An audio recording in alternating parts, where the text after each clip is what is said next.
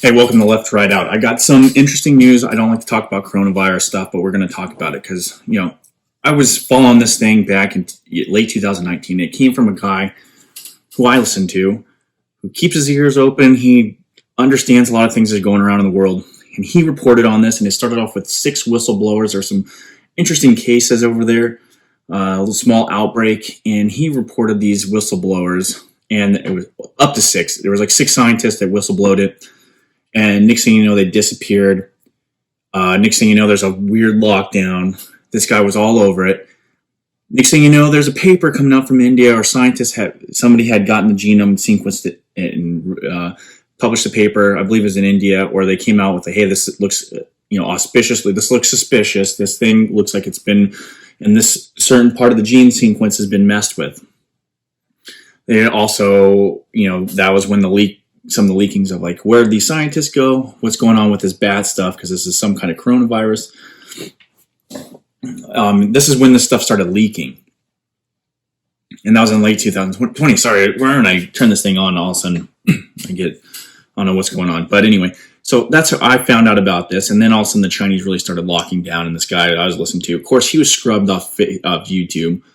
One of the most popular podcasters, like in his genre, totally scrubbed. This whole, everything was wiped off there. Of course, he was reporting from other scientists about this Wuhan thing, because there were scientists around the world that were looking at it and very suspicious about what happened at the lab there. And he also talked to a gentleman. I remember this, or a couple of them. Well, one of them, he brought up the fact, and this guy had it all laid out, all these other leaks that have happened throughout the world. And I brought this up, and I don't know if the videos are still up, because I told people about this leak, in the beginning of 2021. I knew for sure this was, after all the preponderance of the evidence as investigated, you look at it like, what's the most likely course of action? Where are you going to investigate? Well, this is it. Okay. That was it. But anyway, this guy, hey, this stuff happens. All right. From vials being left in a warehouse or an apartment building of weird, viruses that are being tested. People walking out with stuff that's on their shoe for some reason. They weren't properly sanitized. There's a plethora of small lab leaks that we know of, that we've reported from the US, UK, and other Western nations. I mean, it just happens. I mean, we do our best to mitigate those situations, but it happens. So you take a place like China where, maybe they don't up the snuff when it comes to standards. It's not that hard to believe that. But what happened? You had a huge campaign to wipe anybody off of social media that had this version of events, even though there was whistleblowers and things that were getting silenced. Things were being done by the Chinese government. We'll talk about. I'll tell you right now, because we passed a 2-year notice of when they actually took their database offline of specimens, bat and rodent specimen database offline. Scrubbed a number of studies that they had published, like somewhere 300 that were related to this. They also destroyed. They also manipulated databases, and this all happened late in 2020. All right, so they knew something was up. And they were playing. And just like what's going on in the news right now, it's like, who's the number one suspect in that pedo missing? It's like, well, obviously it's the boyfriend who went on a nature walk and disappeared while his girlfriend or his fiance body's found. It doesn't take freaking Holmes over here and Watson to come up with a reasonable hypothesis when it comes to crime and figure out what's going on. But anyway, so you got all these things, these series of events. They would implicate yourself. The Chinese government doesn't. They constricted the WHO, the World Health Organization, when they went in there to do their little investigation, which was like, what is it, over a year later, it's known from various other actions, the way they were treating Taiwan, the way you've seen some of the WHO heads that have inadvertently, when asked serious questions, change the subject, don't answer questions, hang up on people. I mean, that investigation is just rife with just corruptibility there. But okay, so let's get on to what the only reason I'm even on this anymore, because if you haven't done your own research, if you haven't realized that you've been lied to for the last 2 years about where this came from by the very people that are giving you the solution to it, in many instances, that I don't know what to do for you, man. You are in a whole nother reality. And you believe that everything the government says, it's like you're a beaten wife at this point. So anyway, a group called DRASTIC, and they're actually doing the work that our intelligence agency should have been doing when it comes to the origins of this. It's amazing when we see all these stories come out with the FBI and the CIA, how inept they are in certain aspects. This is such a simple thing, or not a simple thing, but it's what we pay them to do. But yet we have private citizens collectively coming together and collecting all the data, getting leaks, doing journalists' work when, our journalists over here, instead of actually doing investigative journalism or fact-checking themselves, they prop up institutions to, not fact-check you, but also to downplay what they call conspiracy theories, which we know is a made-up term anyway.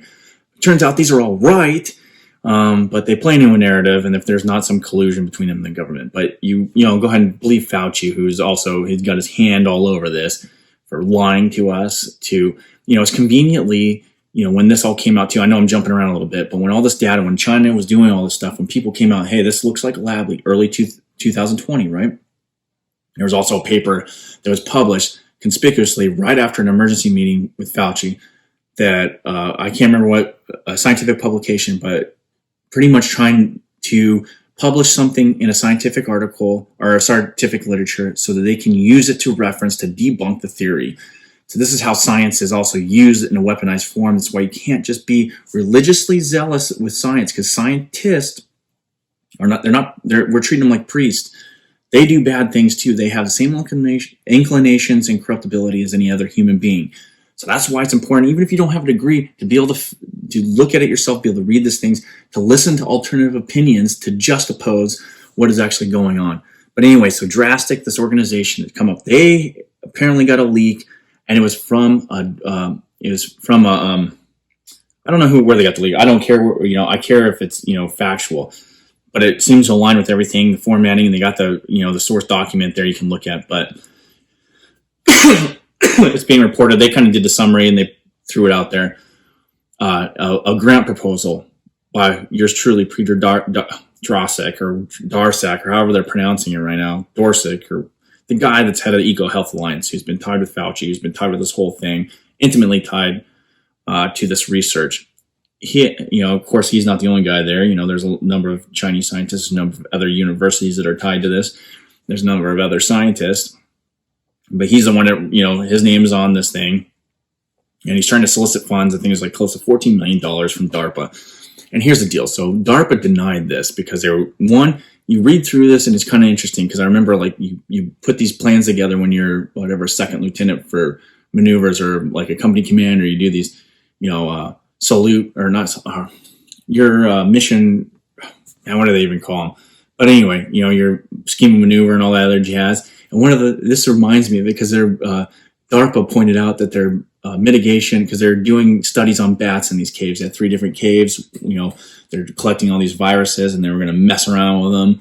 And we'll get into that. But anyway, so, and one of the things it was like a 2-word paragraph on how to mitigate the risk of this. And they're like, if DARPA's like, whoa, hey, you guys are like vastly underestimating. There's like a lack of planning here.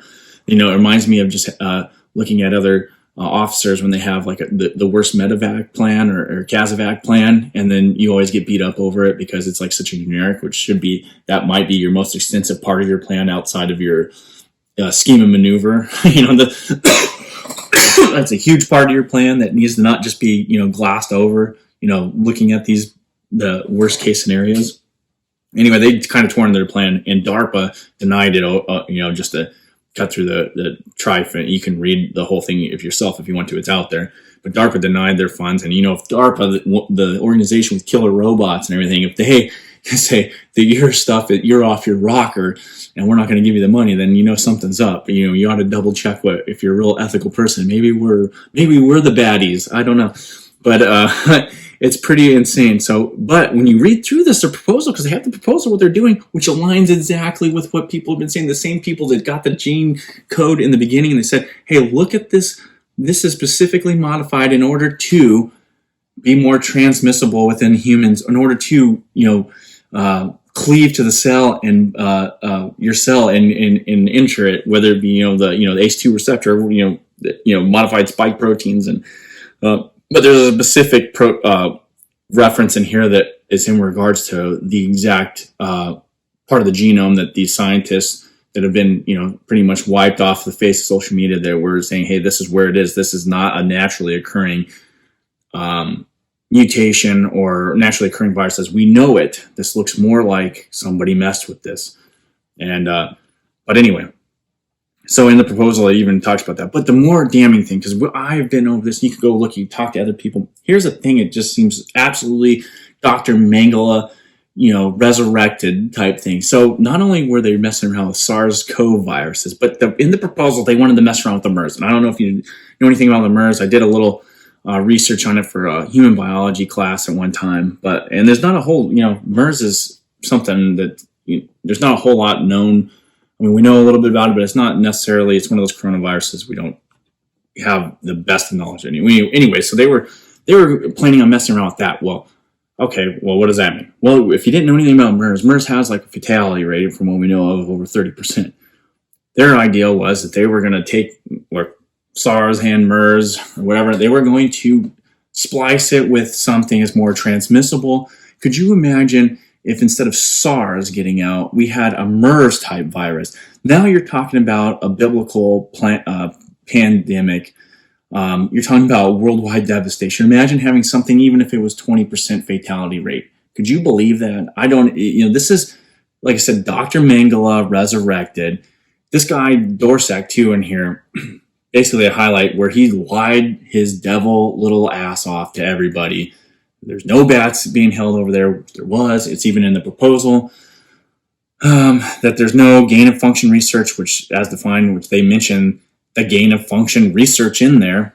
And this is a damning document. And how in the world Fauci's still walking around is beyond me. This guy ought to be preparing for his court appearance, in my opinion. Along with this gentleman here.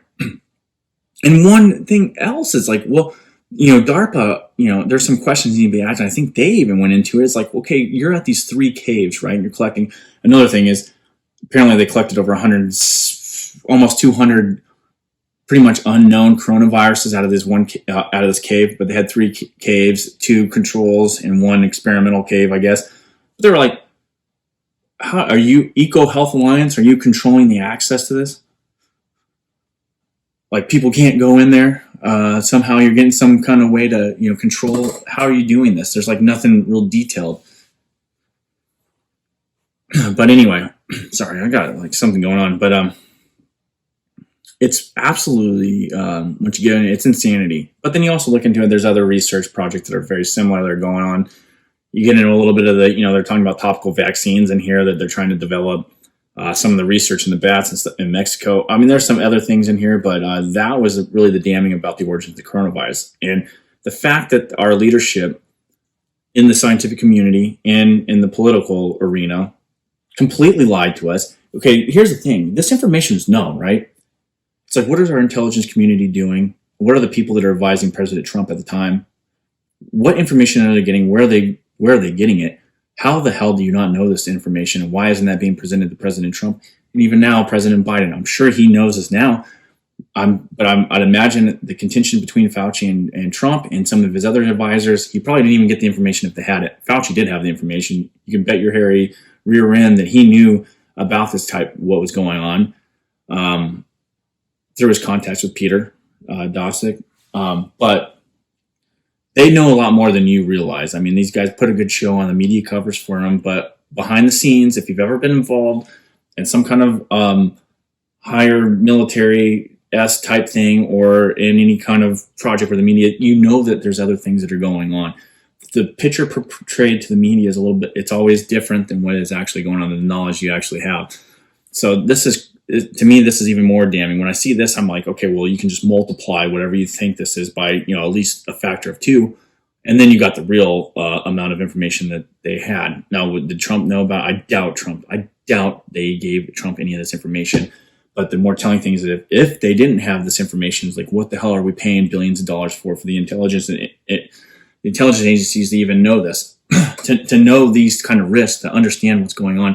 And the fact that they put this bat soup thing out there and played that around and slapped you in the face if you questioned it for the last year and a half is outstanding. You should not trust anybody anymore just over that. The bat soup thing was just, it, you know, early on, they couldn't tie anything to it. There was just no evidence for it. And yet you were looked at as some kind of media pariah over even talking about the fact that was dispelled, and that there was actually whistleblowers. There's actually this was actually well known in the scientific community throughout the 2000s and in 2010s that this kind of stuff was going on at this lab. That there was a history of leaks. That there was a history of this kind of science that was going on, and now we got documentation at least from up to 2018. I think some of it goes back to 2014, but we know for sure 2018 there was a lot of funding of this, and this is what the plan was. He was trying to solicit funds. It's absolutely insane. This is so you put the Afghanistan thing.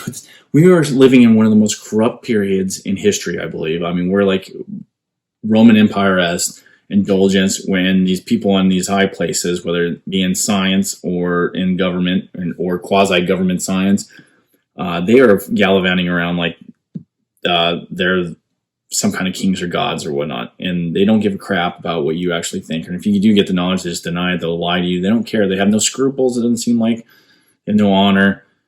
Very few people left up there, and it's hard to believe anybody. And, the worst thing about it is nobody gets held accountable unless you're like a General Flynn who happens to just parse words a little bit. Then you're financially ruined for the rest of your life. Or you're Donald Trump who might say stuff that might hurt people's feelings. I'm not saying I agree with Trump on a lot of things or whatnot, but I think the guy was genuine in his beliefs and it's crazy. But okay, that's it. You can go look at that. Like I said, look at the group DRASTIC. It was just released, I believe, within the last couple of days, this document, go through it. Like I said, I know you don't have a lot of time and these things take time, but like I said, this is just more confirming evidence.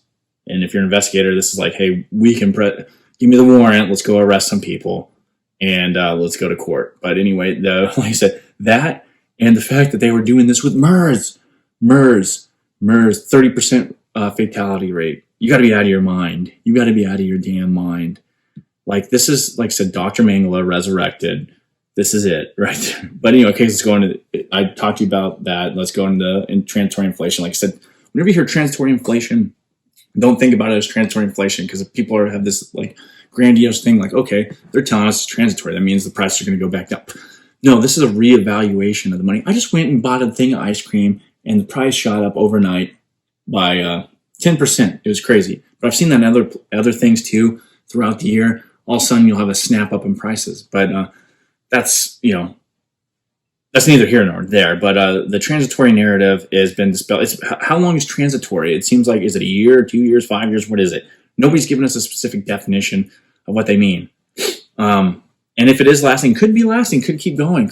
You could see a hyperbolic rise in certain things, which we have already. But I mean, a more consumer discretionary deals, because nobody knows. Like I said, inflation is a monetary phenomenon, and the effects of it, the symptoms of it, are like waves. So sometimes that excess money can go over here, and usually it's in capital goods and other things that are viewed as assets. But sometimes that wave can go over here, and that could crash this way because you're in the bottom of the wave. So I mean, it flushes around. This cheap money is moving around. But anyway, so when I see transitory, though, I think of reevaluation, because what he really means, and if you listen to Powell, he's saying that the rate of change is going to stop. It's going to go down from whatever we would say in his calculation, 5% a year, and it's going to then tail off back to their 2% mark, something like that. So it's more like the rate of change is going to be more flat. To me, that's reevaluation. Anyway, that's craziness. Another thing is, I guess he's confirmed that there's going to be an investigation about their illicit trading, trading the book of the Fed, pretty much. He was holding municipal bonds, particularly. Some of these other guys were holding other debt instruments, corporate bonds, and some other things. I mean, I have to look through there. I know there's some guys that published some articles of what they're holding, but he's going to investigate himself.